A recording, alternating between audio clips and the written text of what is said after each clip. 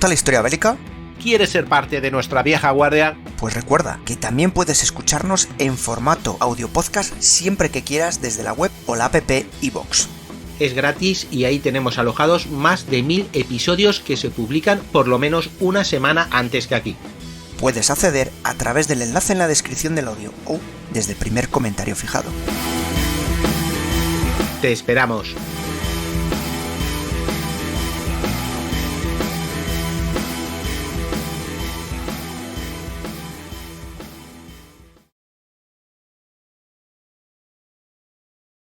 Hola vieja guardia, siempre me cuelo por aquí y ya sabes que es para decirte algo, ¿no? Y quería informarte esta vez de que ya están disponibles las camisetas de Casus Belli que lanzamos cada año. Esta vez la clásica con el logo de Casus Belli, pero la gran novedad es que hemos sacado una mochila de estas planas con cuerda que te puedes echar a la espalda o puedes llevar tipo bandolera, estas ligeritas, ¿no? Con el logo de Casus Belli y además tienen un pequeño bolsillo interno con cremallera para esas cosas que, bueno, pues esas que no quieres que vayan dando vueltas por la mochila. Una cosa práctica, vamos. También para ir en moto, si no díselo a Julio que tiene el prototipo que hicimos a ver si quedaba bien. Y el precio, como siempre, muy ajustado, porque nunca nos llevamos nada y el pico de redondeo se utiliza siempre por si algún envío ha llegado mal. Que tampoco es cuestión de que perdamos dinero, es para hacer comunidad, ya lo sabes. Así que las camisetas, que serán o en color vaquero o en color negro, salen por 15 euros y las mochilas por 9,75. Ojo, ya con el envío incluido a toda España, ya en tu casa. Límites. Uno es el tiempo, como se nos echa el verano encima, para que lo puedas tener este mes, plazo máximo, martes 9 de julio. O sea, muy poquito tiempo. Otro límite es el de las mochilas, porque resulta que solo hemos conseguido un lote de 25 y nos han dicho que a lo mejor pueden llegar más, pero en principio los primeros 25 que pidan la mochila son los que se la llevan. Para los que no conocéis el método que utilizamos de venta, pues simplemente se rellena un formulario de prepedido, inmediatamente pasado el plazo se comunica a todos por mail que ya puedes hacer el pago. Y en 12 días la tienes, la camiseta o la mochila o las dos cosas en tu casa. Así que si te interesa, que si quieres que te miren con envidia y con admiración por la calle, pues ya sabes, échale un vistazo al formulario que incluiré en las notas del episodio, aunque también lo verás colgado en la comunidad de iVoox, en todas nuestras redes sociales, en nuestro Telegram y en nuestro WhatsApp también tenemos. Voy a encabezar los episodios tanto de Victoria como de Casus Belli que aparezcan hasta el día 9 de julio con una copia de este mismo audio. Espero que no te moleste mucho. Y ya te dejo con el episodio de hoy.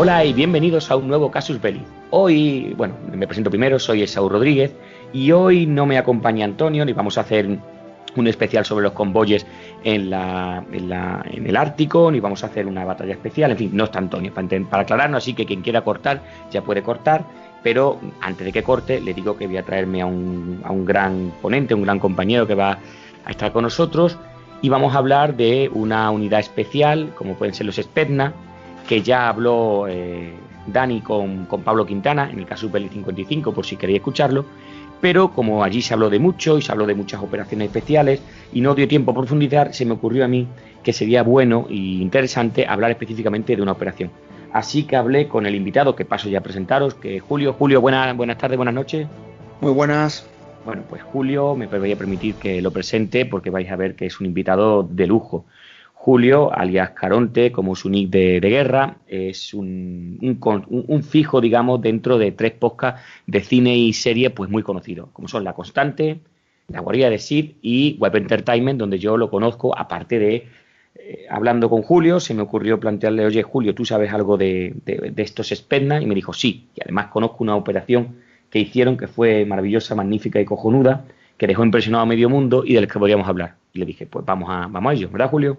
Correcto, hoy vamos a hablar de algo totalmente diferente a lo que la gente está acostumbrada. Sí, porque además, bueno, voy adelantándolo, se llama Tormenta 333 y yo siempre lo he comparado con el principio de la película de Amanecer Rojo. No sé si tiene algo que ver o no tienen algo que ver o... No, no tiene nada que ver. Ya os diré de dónde viene el nombre de Tormenta. No, pero digo en el caso de la invasión esa, digamos, de esa aparición de la nada con una fuerza aerotransportada, dejando a todo el mundo sorprendido. En eso me refería con respecto a la película. Ah, sí, bueno, en ese sentido, si quieres decir esa imagen proyectada, correcto. Pero estamos hablando de una batalla o un conflicto, en este caso, y una operación principalmente, que si esto lo hacen los americanos o los británicos, tendríamos 3 documentales, 4 películas, esa música de fondo, camisetas, pero no, lo hicieron Bueno, los soviéticos. sí.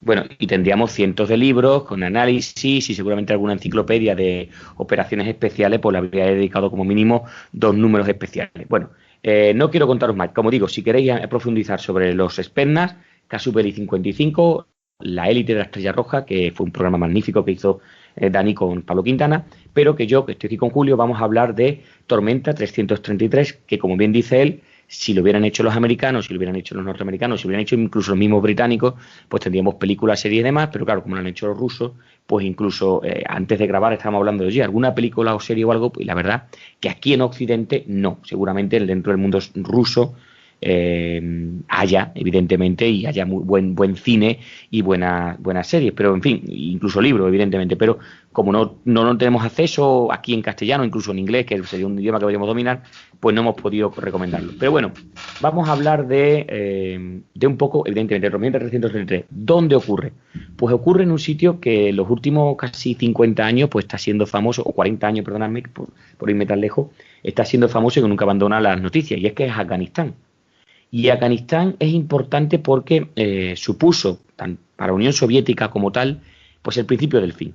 Es decir, siempre se ha dicho que Afganistán sería para los soviéticos el Vietnam, su particular Vietnam. Acababan de terminar los norteamericanos de salir de Saigón en abril del 75, como ya escuchaste, tiene un poco que grabar sobre él, en el primer Vietnam, y 3 años después, en el 78, los soviéticos se introdujeron en Afganistán, y ahora contaremos un poquito cómo fue y el motivo, y allí estarían 14 años hasta 1992. Hace recientemente, creo 2 o 3 días, escuchaba la noticia que era el aniversario de su salida en aquella escena mítica del último BMP atravesando el puente con una bandera soviética. Y fue el fin. ¿Por qué? Porque supuso la caída de la popularidad de las Fuerzas Armadas soviéticas, el menosprecio de la población a estas nuevas Fuerzas Armadas, en fin, era la tumba, como leía en una novela hace mucho tiempo, la vuelta a los soldados en cajas de zinc. No sé si tú habrás leído esa novela que se llamaba Los soldados en cajas de zinc, quiero recordar que el título más o menos era así, en referencia a que si bien los norteamericanos vuelven en sus banderas, los soviéticos devolvían a sus soldados en cajas de zinc, pero nunca no tenían una recepción oficial, ni había nada preparado, sino que era un poco como de vergüenza y de tapadillo. Y costó mucho tiempo incluso que las madres se pusiesen a manifestar sobre esta situación tan dramática que era que sus hijos volvieran o muertos, o heridos, o mutilados, o afectados mentalmente, como puede pasarle a muchos jóvenes cuando van a la guerra, y que nadie les dijese nada. Bueno, vamos a dejar un poquillo esta digresión sobre la URSS, pero debemos saber que muchos países han intentado ocupar Afganistán. Estoy recordando evidentemente Gran Bretaña, que lo intentó en el siglo XIX y también se las vio un poquito mal. Tuvieron incluso que salir en un momento dado de Kabul y hubo una masacre, no recuerdo exactamente las fechas, antes de que llegaron a la India, hubo una masacre de soldados ingleses. Y ha sido pues tumba de imperios. Alejandro Magno estuvo allí, creo que fue el único que consiguió conquistarlo. Estamos hablando hace ya más de 2000 años, 2000 y pico de años. Y bueno, el problema que tiene Afganistán, y eso me lo comentaba a mí un profesor de geoestrategia, es que hay miles de valles, por no decir cientos, y hay siempre eternas peleas entre un valle y otro. Es decir, como son micromundos donde estamos continuamente peleándonos. Y, en fin, con la gran prepotencia que caracteriza a los imperios, y habiendo visto la Unión Soviética, que había conquistado o había reconquistado la República Checa, Hungría, en el 56 y en el 68, respectivamente, y que no se le anteponía nada, pues ellos pensaron que a finales de los 70, pues que enviaron a sus fuerzas especiales, en este caso los Spetsnaz, de los que hablaremos relativamente luego, Julio, dejaré con él, a asesinar al presidente del país, creyendo que una vez que acabaran con el presidente, esto sería mano de santo. Evidentemente no podían estar más equivocados y ya hemos dicho que la guerra duraría 14 años. Y no me vayáis a criticar de spoiler porque todo el mundo sabe que la guerra duró hasta el año 92, aunque luego llegaron los mujahideen y luego llegaron los estudiantes, ¿verdad? Y allí están, y luego han llegado los norteamericanos y allí seguimos en Afganistán y eso no acaba nunca. Pero vamos entonces un poco a ver la historia de Afganistán, pero no la de los últimos 2000 años, sino la de los últimos 40. La revolución de Saur con R, fue una revuelta comunista ocurrida en Afganistán hace, pues como digo yo, hace unos 40 años, dirigida por el llamado en ese momento Partido Democrático Popular contra un gobierno liberal y populista en el que estaba Mohamed Daoud Khan. Este Saur en verdad no es un nombre, es el nombre del segundo mes del año en el calendario persa y que se usa, el persa se utiliza en este país asiático, su relación o su cercanía con Irán. Y aunque es más bien conocido pues fuera como lo que se llamó la Revolución de Abril. Previamente, en el 73, la monarquía, que hasta ese momento había regido los designios de Afganistán, había sido derrocada por Daoud Khan. El presidente pronto empezó a tener conflictos con el Partido Democrático, como hemos dicho, que inicialmente había sido su aliado. Por aquellos años, Afganistán pues no era precisamente un crisol de cultura, porque era en verdad ni un sitio, digamos, con mucha florescencia e intelectualidad, porque podemos hablar hasta de un 97% de mujeres y un 90% de hombres analfabetos, y encima con grandes desigualdades, para que hagan idea. El 5% de la población poseía más del 50% de las tierras cultivables. En una región con tantos valles y montañas, pues estamos hablando de mucho. La esperanza de vida en aquel momento era de 42 años, y la mortandad infantil pues era la más alta del mundo. Claro, eso fue en el 73, en el 78, con este presidente que hemos dicho que había dado golpe de Estado, que tenía tantos problemas, pues había una gran agitación política, producto evidentemente de la escasez de alimentos. Por otra parte, durante décadas, pues Afganistán se había acercando a los soviéticos, que le habían proveído de materiales y habían formado un poquito a sus fuerzas armadas afganas. Así que, pues evidentemente, cuando tú recibes formación de los soviéticos, pues te dejan caer de vez en cuando un poquillo de adoctrinamiento político. Bien, que también facilitó la revolución que este Daoud hubiera perdido tanto el apoyo de los grupos de derecha como izquierda. Como, pues, por ejemplo, por un lado, en el año 76, iba a iniciar una reforma agraria que hubiera acabado con esta escasez de alimentos y con la redistribución de tierra, pero que no se llegó a aplicar, lo cual evidentemente pues le ganó el resentimiento de los grandes señores terratenientes que vieron que por poco se la ganan y de la población local pobre que vieron que aquello no había ido como hubiera esperado. Por otro lado, destituyó también, teniendo un golpe de Estado, a muchos oficiales y funcionarios, digamos, de marcada ideología izquierdista, intentando ganarse a esos conservadores que acababa de casi apuñalar con la reforma agraria. Así las cosas, el 17 de abril del 78, y ya estamos llegando a la fecha que decíamos, Mir Akbar Kaibar, destacado militante del PDPA, pues fue asesinado por agentes de este régimen en la prisión de Kabul. Hubo una protesta, en fin, espontánea de más de 10.000 personas y a raíz de esta manifestación, considerada ilegal, en fin, como se suele hacer en estos casos, tipo gobiernos dictatoriales, pues se detuvo a los dirigentes del PDPA y esto fue el detonante, digamos, para que estas fuerzas armadas, como digo, que estaban ideológicamente bastante afines, digamos, a la ideología comunista, pues se levantaran. El lanzamiento comenzó el día de 27 de abril en el aeropuerto internacional de Kabul y se extendió al resto de la ciudad pues, las siguientes 24 horas. Además de estos militares profesionales, como hemos dicho, pues también había milicias populares adscritas a los movimientos de izquierda y en la noche del 27 al 28 unidades militares interrumpieron el Palacio Presidencial y con la ayuda de la Fuerza Aérea vencieron la resistencia de la guardia del presidente Daoud, que moriría durante el ataque. Perdóname el spoiler, lo siento, es que superé mi fuerza. El coronel Abdul Qadir tomó el mando del país hasta el día 30, en que se lo traspasó al líder del PDPA, Nur Muhammad Taraki. Cientos de miles de personas, verdad, que festejaron las calles la victoria de la revolución, a pesar de que por radio se pedía que la población, pues en fin, en estos momentos de tensión, pues que permaneciese en sus hogares. Pues ya, como digo, muchos jóvenes salieron y adornaron con flores, pues en un momento así como de esplendor, recordando un poquillo lo que había sido la revolución de los claveles, pues adornaron con flores los tanques y las armas de los soldados. La victoria revolucionaria llevó a la implantación de un régimen socialista de carácter, eso sí, fuertemente represivo, que sería socavado de inmediato por la acción clandestina y contrarrevolucionaria, como ya tenía costumbre el norteamericano, desde Pakistán, lo que llevaría a una invasión ya plenamente soviética, año 79, y tras esta, por lo que hemos dicho, una guerra que duraría hasta el año 92. He contado casi todo lo más principal, pero vamos a dejar lo más bonito, que es que aquí ahora, y dejo ya palabra a Julio para que nos cuente un poco cómo fue toda esta operación Tormenta 333, quiénes participaron, por qué fue importante y por qué fue tan buena. Y lo primero, Julio, ¿de dónde sale un poquillo toda esta historia? ¿De a quién se le ocurrió el golpe de Estado y todo lo demás? Cuéntanos, Julio, por favor. Bueno, vamos a empezar un poco, ya que has contado los antecedentes históricos Nada, al revés, correcto. De los antecedentes históricos de la llegada al comunismo, cómo este va a evolucionar, cómo surge la figura del dictador Amin, ¿vale? Y cómo va a ser el precursor de la presencia de las fuerzas especiales rusas, popularmente conocidas como Spetsnaz. Luego haremos una distinción entre qué son Spetsnaz, qué no es Spetsnaz. Bien has dicho antes que existe un programa que ya habéis realizado donde lo explican muy bien, pero bueno, haremos un pequeño elemento de distinción. Por aquellos que no lo hayan escuchado, evidentemente, pues no les vendrá mal. Y sí, si no pues exactamente, sí. Es conveniente. Y luego os comentaré alguna cosita más de las unidades que lo formaron. Lo primero de todo, ¿vale? Sí. El amigo Amin fue durante mucho tiempo la mano derecha del presidente que has comentado, Mohamed Taraki, que era el fundador del Partido Comunista Afgano y el hombre que condujo al país hasta un cierto progresismo. Como bien has dicho, era un país bastante analfabeto, con cierto retraso, y bueno, esta gente empezó a poner, digamos, unos elementos un poco más activos y educativos.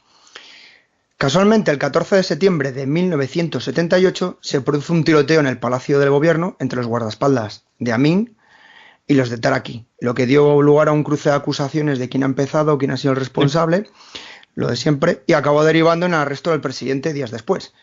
Si bien nunca fueron esclarecidas las circunstancias de la muerte de Taraki, lo cierto es que Amin sustituyó y reemplazó en el poder al presidente.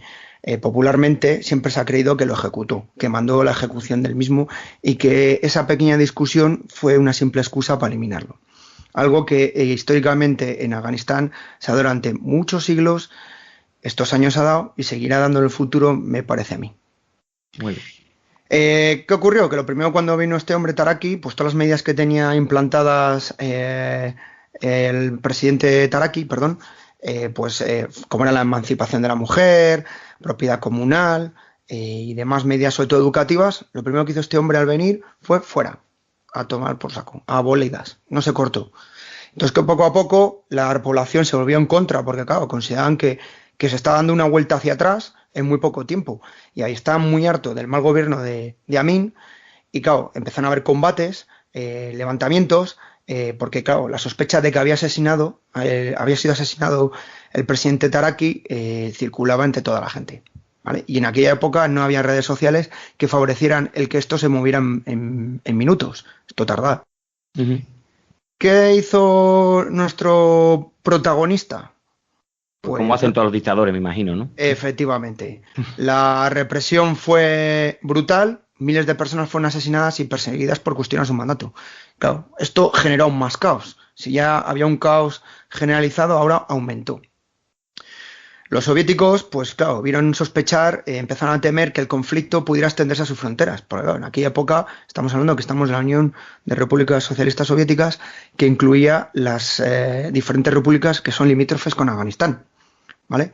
Entonces, lo primero que hizo, como hacen todos los grandes países y en este tipo de misiones, mandó tropas de élite del Spetsnaz y principalmente del KGB a la zona para poder infiltrarse y comprobar cómo estaba la situación y actuar para estabilizarlo. Claro, lo que descubrieron era peor de lo que imaginaban. No solo Amin se había eliminado al legítimo presidente del país, sino que este hombre se estaba cubriendo un poco la espalda y tenía contactos con la CIA, con el objetivo de establecer una base en Kandahar. Kandahar es la segunda ciudad más grande de Kabul. Y una base que fuera para las fuerzas americanas y principalmente para la CIA. Curiosamente, que sepáis que actualmente en Kandahar Estados Unidos tiene una base enorme. Coincidencias, pura coincidencia, de verdad. Sí, ¿no? La vida es coincidencia, todo es casualidades, ¿no? Sí. Y claro, esto provocó la necesidad de enviar tropas y grandes contingentes para evitar la amenaza que pudiera ocurrir para la seguridad de de la Unión Soviética, estamos hablando en un periodo de Guerra Fría, con lo cual cualquier movimiento que hiciera el otro bloque, automáticamente, como un juego de ajedrez, suponía un movimiento de la otra contraparte. Entonces, ante esta situación, el Politburó, ¿vale?, junto a su secretario general Brezev, tomaron la decisión de poner a Amin y poner fin a su reinado de terror, porque les estaba afectando y estaba desestabilizando la zona. Claro, para esta decisión y esta misión, lo que contaron fueron con 3 unidades principalmente. La primera, la unidad Alfa, la unidad Zeni y una división de élite de los Spetsnaz, conocido como el Batallón Musulmán, ya que todos sus miembros pues, se caracterizaban por ser de religión musulmana y proceder de repúblicas del Asia Central. Más adelante os explicaré un poquito más de esta unidad. Claro, la premisa es que había que actuar como el relámpago, rápido, preciso y mortal. Por eso se decidió el nombre de la misión que llevaría la libertad a Afganistán para los soviéticos y que acabaría con el dictador. De ahí el nombre de Tormenta 333, ¿vale? Que es lo que te adelantaba. Bien, vamos a hablar ahora un poquito del amigo Amin. Amin era un dictador, pero podría ser un dictador muy sanguinario y muy salvaje, pero estúpido no era. Este hombre residía junto a su familia en el Palacio de Tagbeh. Estamos hablando de una fortaleza que fue construida en el año 1920, que se encontraba enclavada en lo alto de una montaña, a unos 16 kilómetros más o menos de Kabul, digamos a las afueras. La ubicación de esta mansión pues estaba muy bien pensada, ya que se encontraba sobre una loma entre diversas colinas y era una zona siempre cubierta por nieve en el invierno. Y además, anteriormente este palacio era el palacio de la familia real, que lo usaban principalmente para palacio, digamos, de vacaciones, para ir a cazar, para acampar, porque esta gente tiene cultura de acampar. Estamos hablando de una sociedad muy tribal, ¿vale? Sí, un poco como los árabes de Arabia Saudí, que de vez en cuando pues se cogen sus tiendas de campaña y se van al medio del desierto.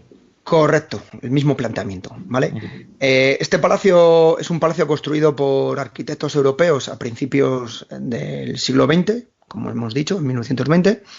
Fue construido para el rey Amulá y, bueno, también fue hogar durante muchos años de la reina, que lo usaba como su palacio personal, y en consecuencia tenía muchísimas salas, muchísimas habitaciones y muchos recovecos. Entonces, partimos de una estructura de palacio con diversas instalaciones muy amplias. Pero bueno, estamos hablando, digamos, de la parte hermosa. La parte práctica, y por la que insisto de que este hombre no era tonto, es que para acceder a este sitio, a estas instalaciones, se accedía a través de una senda muy empinada, muy serpenteante y muy estrecha, hasta tal punto que 2 coches no podían pasar a la vez si eran coches grandes. Solo podía pasar un vehículo. Como punto final, le habían puesto al final 2 tanques T-54 enclavados en lo alto del palacio, que dominaban las alturas y controlaban con los cañones y las ametralladoras cualquier paso. Para mejorar la situación, se disponía de 3 divisiones de infantería, ¿vale? Solo esto en la zona del palacio.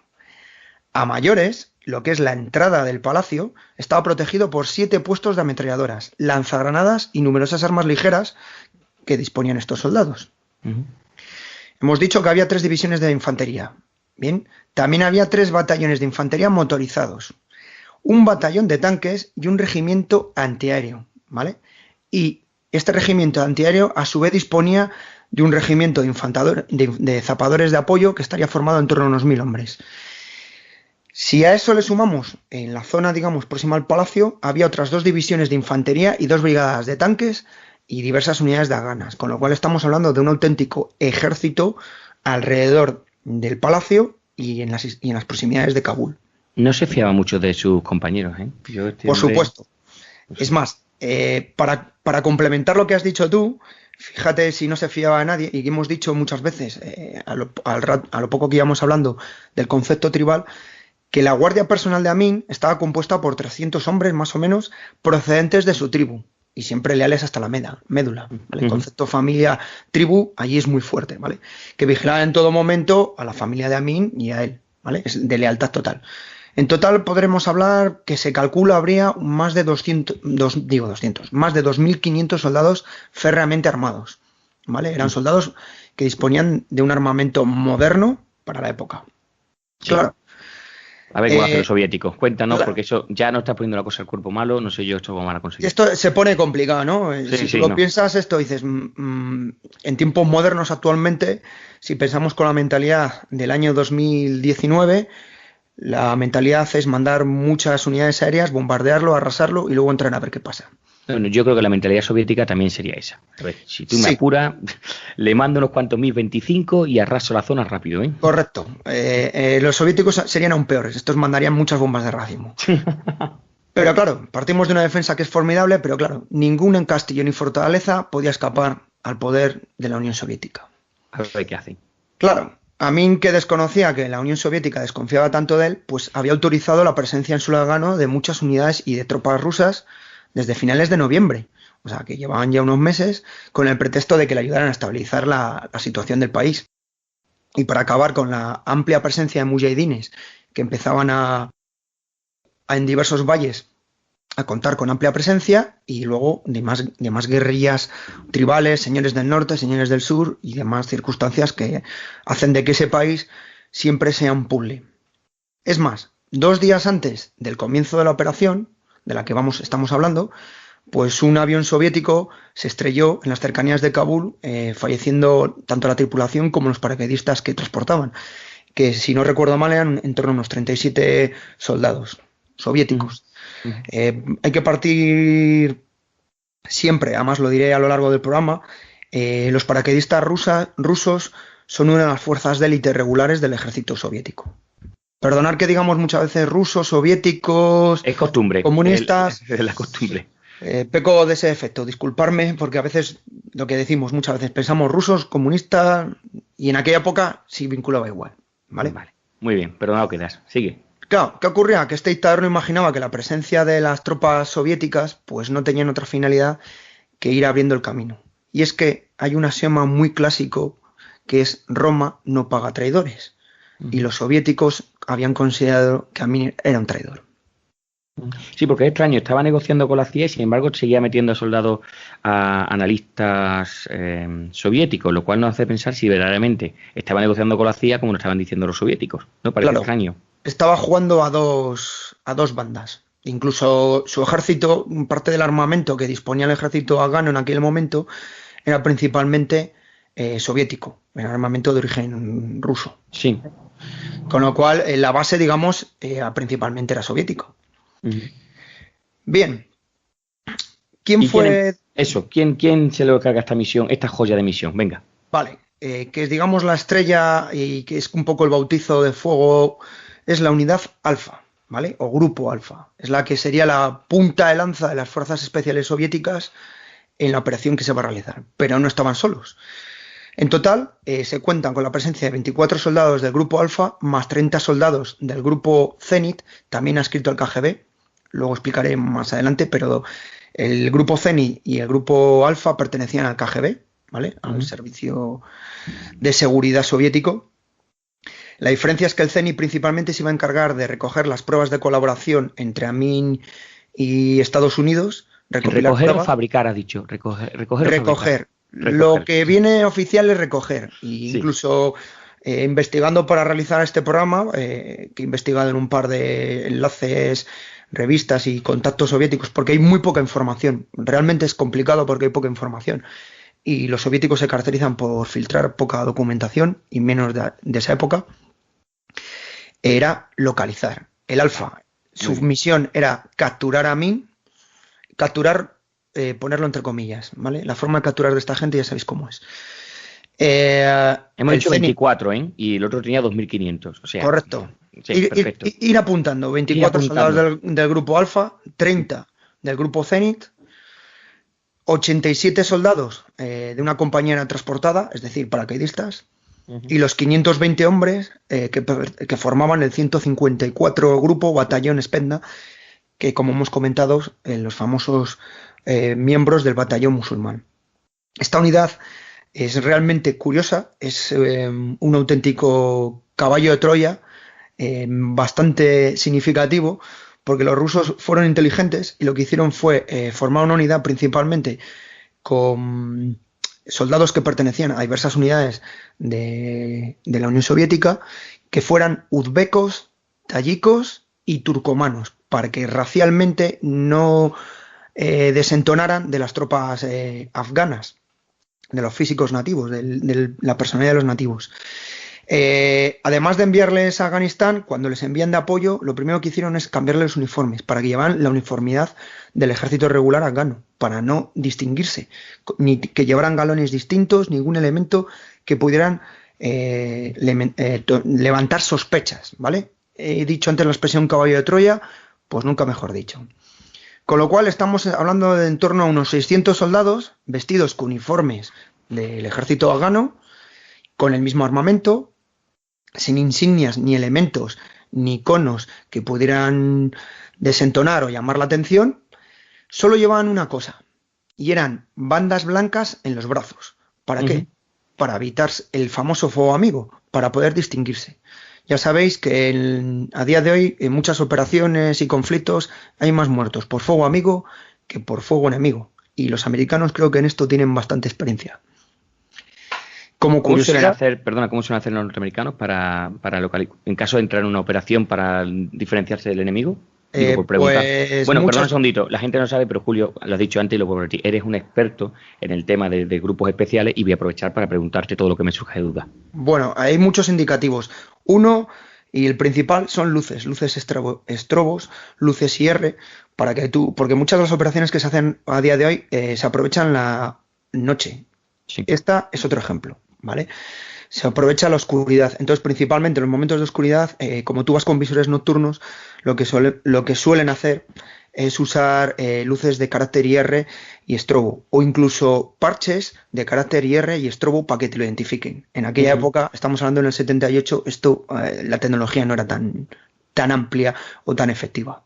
Sí, bueno, los soviéticos ya vimos en la conquista del teatro de Moscú, que ellos lo de enemigos y amigos tampoco le prestan mucha atención, ¿no? Es algo que... Una curiosidad que decíamos de las famosas bandas que llevan blancas, si veis a día de hoy alguna imagen de fuerzas especiales soviéticas, ya sea policiales o militares, cuando hacen operaciones en ámbito urbano o mucha proximidad o que pueda haber confusión, llevan brazaletes, en este caso fluorescentes. Muy bien. Bueno, pues sigue, perdona, te interrumpió. Empezamos con la operación, ¿no? Ya empieza, digamos, la operación. La tormenta se desemboca, ¿vale? El 21 de diciembre, pues el batallón musulmán que había llegado previamente a Afganistán, pues recibe la orden de encargarse, digamos, de parte del perímetro exterior de la guardia y castillo de Tajbek, Palacio de Tajbek, porque realmente era una fortaleza, un castillo, aunque fuera un palacio. La misión de esta gente fue los 2 anillos exteriores de este palacio, ¿vale? ¿Qué ocurrió? Que según estaban, a los pocos días se les comunicó por parte del alto mando que dijeran lo que había. Es decir, realmente fueron a encargarse del anillo, pero no iban a encargarse de los anillos exteriores.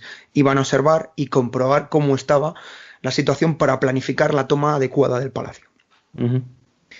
Esta gente, insisto que lo preparan bien y los rusos se caracterizan por ser más listos de lo que aparentan a veces. Entonces, estamos hablando del 21 de diciembre, ¿no? Estamos hablando del mes de diciembre. El mes de diciembre en Afganistán y en Kabul es un mes muy frío. Estamos hablando que se llega hasta 30 grados bajo cero en la noche, ¿vale? Joder. Sí, yo he estado por la zona y es un sitio que no es muy recomendable si no vas equipado, ¿vale? ¿Qué hicieron los soviéticos? Pues para ir preparando la jugada, todas las noches que estaban, empezaron a hacer una serie de, digamos, de medidas, de prácticas, ¿no? Sí. Entonces empezaban calentando los motores de los vehículos de combate que iban a realizar, ya fueran camiones o transportes, y lanzaban bengalas. Las bengalas es la señal que se usa principalmente en operaciones donde no se quiere hacer ruido, operaciones nocturnas, para llamar la atención. ¿Qué ocurría? Que en cuanto se encendían las bengalas, o se lanzaba la bengala de inicio, automáticamente arrancaban todos los motores y se ponían todo el mundo en movimiento. Hay una anécdota muy buena que comentaba un mando del batallón musulmán, que el mayor Janhat, que era el responsable, digamos, de las tropas afganas en el palacio, venía corriendo a preguntar a los mandos soviéticos: ¿pero qué hacéis? Que estáis despertando al presidente. Y los rusos, muy sarcásticamente y muy seriamente, le contestaban: mira, nos mantenemos alerta. sino de qué otra forma vamos a poder usar nuestro equipo si los mujahidines nos atacan ahora. Entonces, con la excusa de estar preparándose, pues ellos mismos estaban entrenándose para la preparación del conflicto, ¿vale? Todo esto desemboca en la fecha del día 27 de diciembre, a las 14 horas, cuando el dictador Amin, pues celebrando un almuerzo con su familia y como hacía todos los días, pero en esta ocasión ese día, dando la proximidad de la Navidad, de fechas indicativas, curiosamente ya sabemos que los musulmanes no la celebran, pero como había presencia de extranjeros, en este caso de sus consejeros soviéticos y demás miembros, pues les invitó a un almuerzo un poco más de lo normal. Aprovechando el almuerzo, varios agentes del KGB, pues en la comida le echaron un veneno con carácter aturdidor en la bebida, que la motivación o finalidad era incapacitarle a él y al resto de sus miembros, es decir, atontarle, ¿vale? Para facilitar, digamos, el ataque, que fuera lo más tranquilo, incluso capturarlo en el momento. Sí, porque hasta el momento, lo hemos estado hablando, no querían matarle. O sea, si hubieran querido matarlo, que decíamos, hubieran bombardeado, hubieran puesto veneno en su comida, como estás diciendo, que era accesible, digamos, el introducirle un veneno en su principio de entrada no era matarle, evidentemente. No, la finalidad era capturarle. Todos sabéis que el KGB, tanto durante la Guerra Fría como posteriormente, es experto en el uso de venenos y sustancias para eliminar objetivos, traidores, espías, abobarles para poder posteriormente capturarles. Es la típica técnica que hace el KGB de alguien: no, mira, esta persona está borracha, le vamos a acompañar. Y bueno, no quiero decir nada, pero ya en el 2018 creo que todavía seguía el FSB, el heredero del KGB, por Gran Bretaña usando venenos y demás sustancias. Sí, lo que pasa es que utilizan ahora plutonio, creo, ¿no? Era un isótopo radiactivo para acabar con Correcto, sí, pero el procedimiento es el mismo, no han variado. Sí. O sea, es decir, que ya esto lleva usándose hace mucho tiempo. Bien. Muy bien. ¿Qué ocurre? Como decía Rommel, los planes no siempre salen bien. Sí.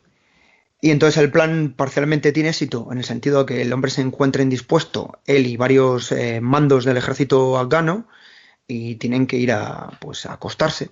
Pero hay un fallo en la planificación, y es que a este hombre le habían escrito un médico, los mismos soviéticos.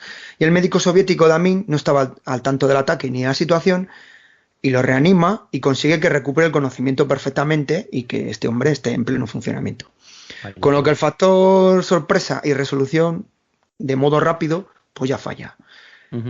¿Qué supone? Pues cambiar un poco el procedimiento, ya adelantarnos en las pautas por parte de los mandos soviéticos y que la actuación sea rápida en las horas siguientes para que el operativo ya dé a luz inmediatamente. Muy bien. A las 19:15 se inicia oficialmente la operación Tormenta 333, ¿vale? ¿Cómo comienza? Pues como se realizan todas las operaciones, y es con una fuerte explosión. Esta fuerte explosión en Kabul deja incomunicada a la ciudad con el palacio. Lo primero que se hace en una operación de este tipo es dejar incomunicado, para que no haya posibilidad de que vengan refuerzos ni que se actúe de ningún modo.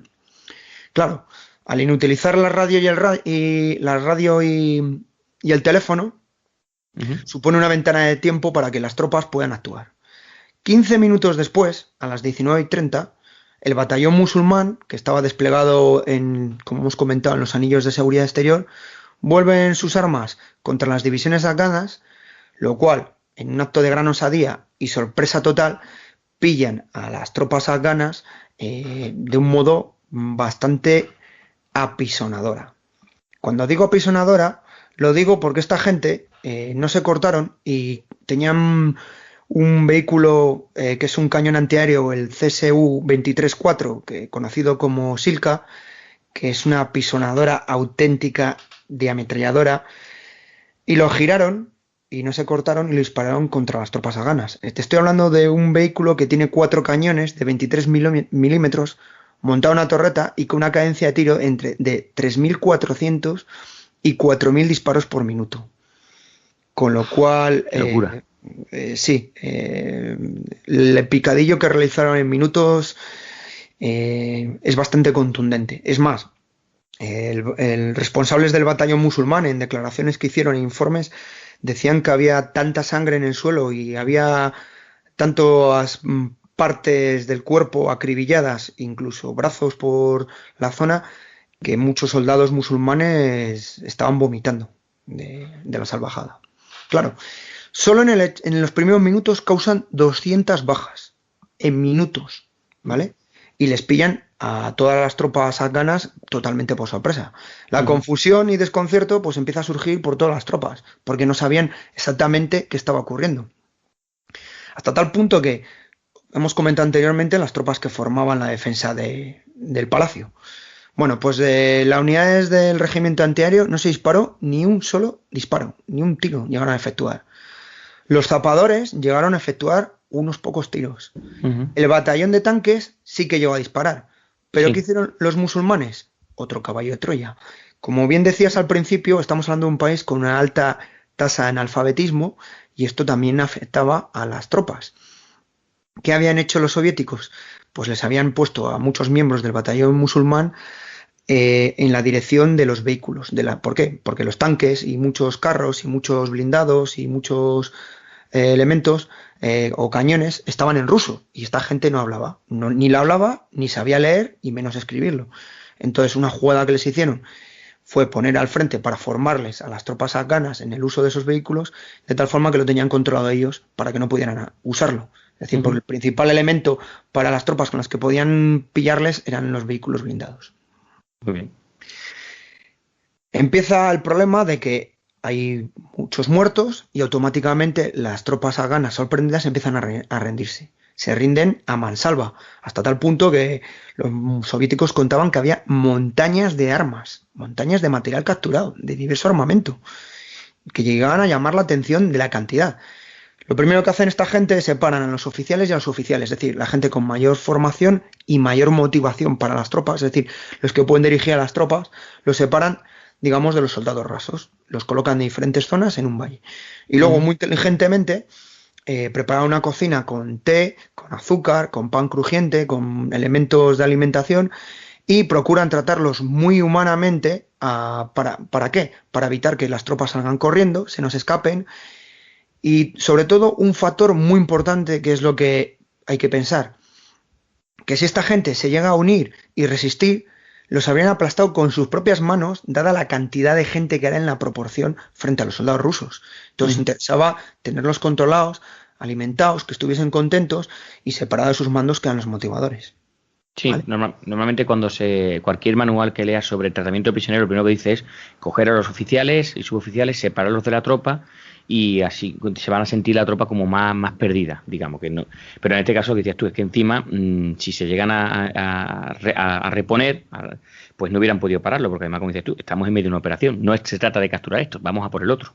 Correcto, digamos que es el primer paso. El segundo paso de la operación, pues nos presentan las unidades punteras que hemos comentado antes, que es el Alfa y el Zenit, y entonces irrumpen en el palacio y solo pueden irrumpir en el palacio como lo hace un soldado ruso o soviético en este caso. ¿Y cómo crees que es? Lanzando bombas nucleares. No, casi, espérate, no. No, perdona, no.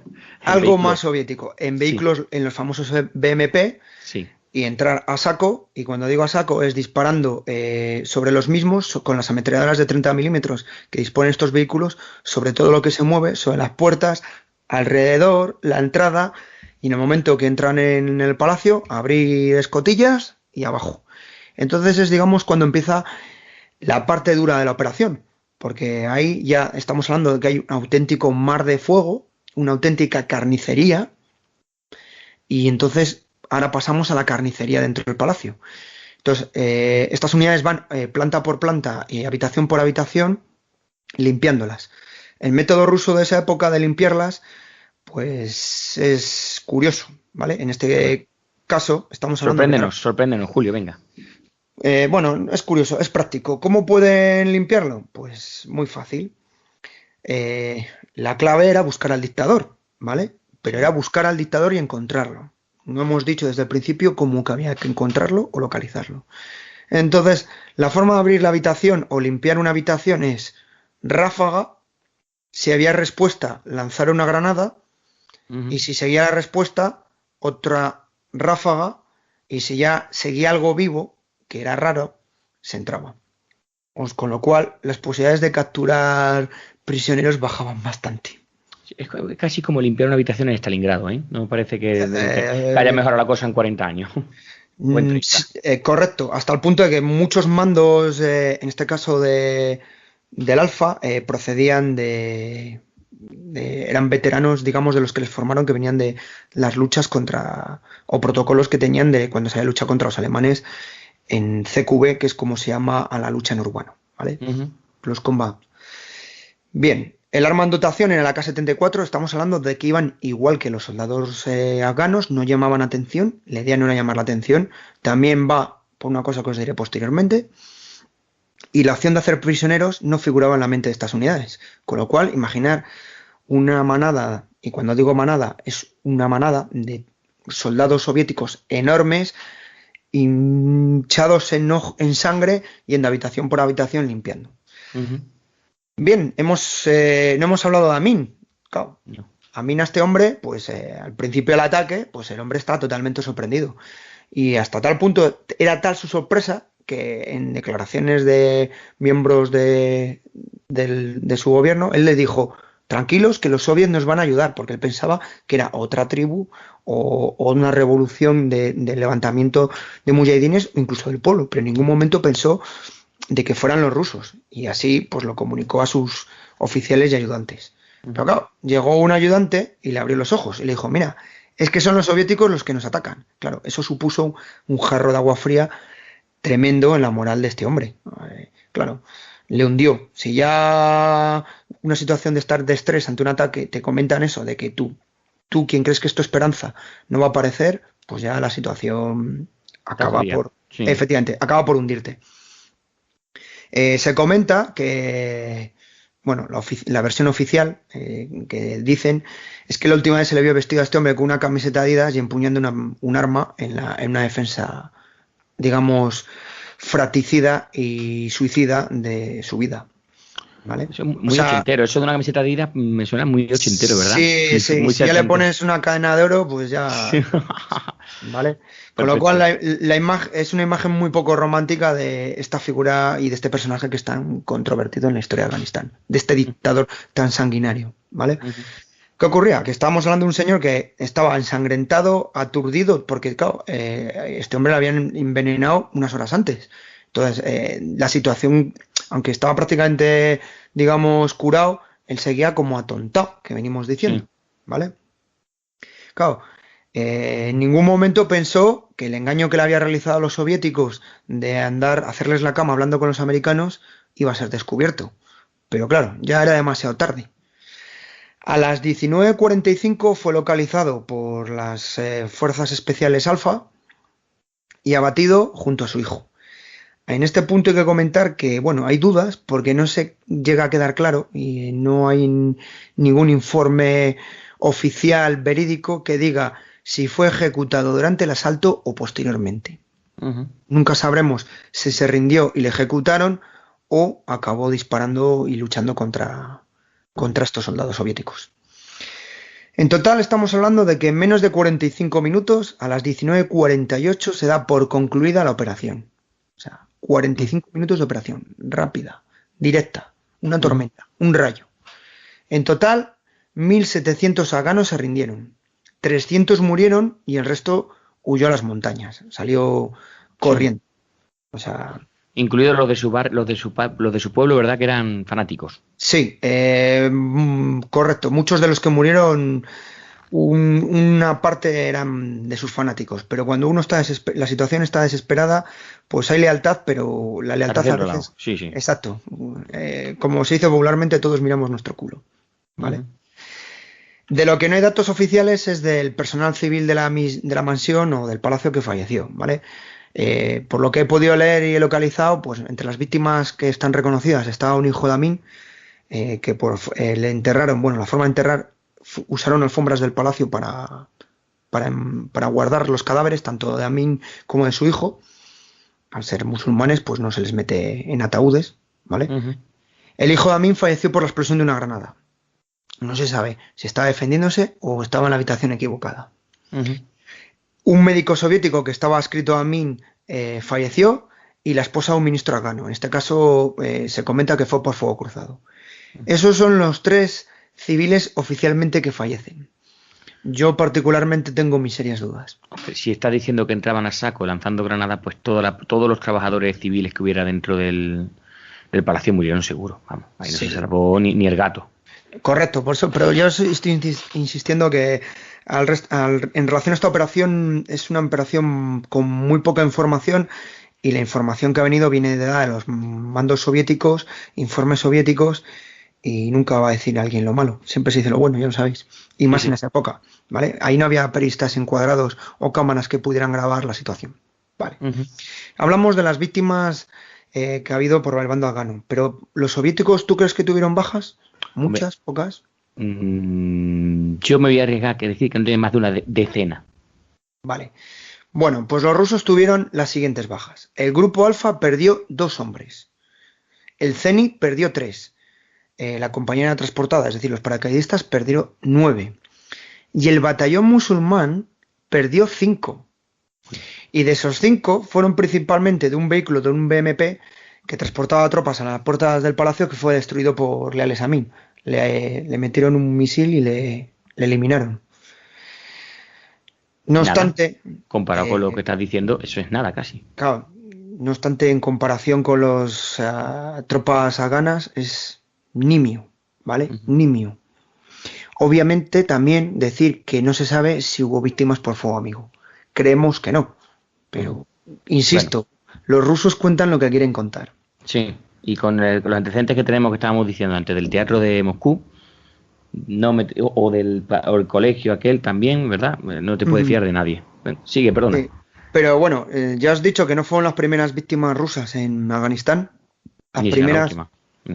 No, las primeras ya os comenté que había habido un accidente de un avión ruso unos días antes. Pero bueno, estamos hablando que a partir de ahí el flujo de víctimas rusas aumentó bastante. Y como bien has comentado, llegando a suponer un trauma para la sociedad soviética, en este caso principalmente la sociedad rusa, que a día de hoy continúa, Continúa. Bien. ¿Cómo tapamos una operación de esta? ¿O cómo la legitimamos? Pues como buenos diplomáticos hay que buscar una excusa. Entonces la URSS lo defendió en todo momento la legalidad de estas operaciones en base al Tratado de Amistad, Buena Vecindad y Cooperación entre la Unión de Repúblicas Socialistas Soviéticas y la República Democrática de Afganistán. El nombre del tratado es magnífico para esta operación. Sí. Tratado de Amistad, Buena Vecindad y Cooperación. Que tienes un presidente incómodo, yo te preocupes que yo me sacrifico y te lo acabo contigo. No te preocupes, Afganistán. Efectivamente. Pero por amistad, eso es muy importante. Por amistad, eso por supuesto. Eso por amistad. No está Molotov para firmar esto, pero yo creo que tenía a su hijo o su nieto firmando estos documentos. Y los que hayan escuchado unos cuantos casus belli sabéis que queremos mucho a Molotov, tanto como a MacArthur. Se justificó en que la intervención militar se realizó por petición del Consejo Revolucionario Afgano, que horas antes de la muerte de Amin, pues había reunido y le había condenado por traición y vamos, que le habían dejado tirado. Dudas de cuándo apareció, si fue antes o después. Yo ahí permito dejaros la duda a los oyentes hasta qué punto salió el papel después o antes de la operación. Mira, voy a poner un pequeño paréntesis y así tomas un poquillo de agua. Cuando la guerra soviético-japonesa del año 45, que si la habéis escuchado no, hace recientemente poco, hicimos un capítulo, Antonio y yo, que se llamaba Las batallas de Yangingol, se le comunicó a la embajada soviética que estaban en guerra 2 días después de que empezara la invasión. Con lo cual, seguramente este grupo, como bien dices tú, este Consejo Revolucionario Afgano, pues seguramente hizo el documento al día siguiente o a los 2 días y luego firmaron pues con fecha anterior. Pues me creo que a mí no hubiera estado tranquilamente en su palacio sabiendo que su Consejo Revolucionario pues le había condenado a muerte o le había depuesto, lo que sea. Pero bueno... Julio, has tomado aire y terminamos con la historia que va bien y va interesante. Nada. Porque me surgen muchas dudas de saber de dónde salen estos hombres. Espero que pronto no lo cuente. Seguimos, no te preocupes. Sí. Mira, los soldados rusos hemos dicho que iban vestidos de afganos, principalmente para hacer pasar la misión como un golpe interno en el que los rusos juegan un papel menor. Es decir, lo que se quería mostrar, por eso principalmente el núcleo duro de tropas, esos 520 soldados, eran musulmanes. Porque la idea era aparentar de que era un golpe de estado interno, que no había habido presencia rusa y que la presencia rusa era nimia, ¿vale? Los grupos Alfa y Zenit estaban camuflados dentro del batallón musulmán, ¿vale? No iban totalmente diferentes, ¿vale? Y el batallón musulmán estaba velando por la seguridad del presidente, con lo cual en ningún momento se quería llamar la atención. No había ningún elemento, ni uniformidad, ni armamento, ni nada que indicara la presencia de las fuerzas especiales. Vale. Pero no solo cayó el palacio del presidente, también hubo asalto a la vez a la sede del Ministerio Interior, al edificio de la Seguridad Interna o Policía Secreta y al Palacio de Darul Aman, ¿vale? Ahí no hubo tanta resistencia porque las presencias de fuerzas eran nimias, ¿vale? ¿Qué podemos hablar? Pues que la Operación Tormenta 333 es considerada a día de hoy uno de los hitos más grandes en la historia de las misiones especiales, de todas las unidades, porque si siendo superados una proporción de 4-1 y en un terreno desfavorable, consiguieron vencer los rusos, teniendo un porcentaje de bajas mínimas y en un tiempo récord. Os he dicho que hemos hablado de 45 minutos. Nada. ¿Vale? Esto, pues, cada operación tiene sus medallas. Entonces, a esta gente... y además los rusos tienen unas medallas muy bonitas y con unos nombres preciosos, ¿vale? Se les entregaron muchísimas medallas. La unidad más condecorada, por supuesto, por número de miembros, ese fue el batallón musulmán, a las cuales se les entregaron 283 medallas por el servicio en la batalla y por el valor, 8 de la Orden de Lenin, 9 de la Bandera Roja y 43 de la Orden de la Estrella Roja. Los oficiales y responsables de la operación, que incluía tanto al Grupo Alfa, Zenit y el batallón musulmán, eran Vasily Kolesnik, Kozlov, Karpugin y Boyanirov. Disculpad mi ruso, que no es lo mío pronunciándolo, ¿vale? Este hombre, que fue uno de los fallecidos, recibieron la orden de héroe de la Unión Soviética por el éxito de la misión. Por cierto, comentaros que hay una imagen mítica de las pocas fotos y fotografías que hay al respecto de esta operación, que hay poquísimo, muy pocas, ¿vale? Pues una de las famosas fotos que hay es la entrega de medallas y el recibimiento por parte del gobierno soviético a los miembros del Grupo Alfa, ¿vale? Vestidos en un riguroso negro, que era el color característico de esta fuerza especial, que no es muy distinta de la Delta Force o el SAS británico, o incluso aquí en España tenemos al Geo vistiendo de negro, ¿eh? O sea, vemos que ya no hay tanta distinción. También comentar como curiosidad que el batallón musulmán fue disuelto y el personal le mezclaban en diversas unidades. O sea, tuvo un éxito muy efímero. Había miedo de que esta gente formada y se les diera la vuelta. Sí. Entonces, ante la duda, lo que hicieron fue meterlo en diversas unidades regulares del ejército soviético.